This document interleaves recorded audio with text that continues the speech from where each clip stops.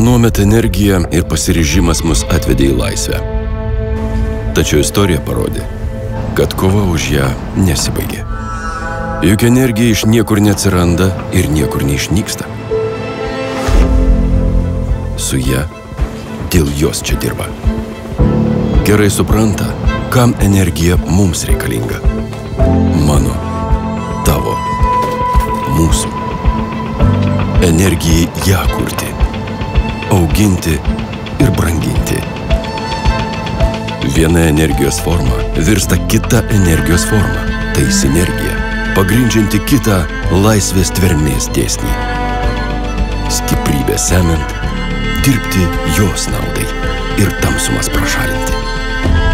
Vakar, šiandien, rytoj ir visada.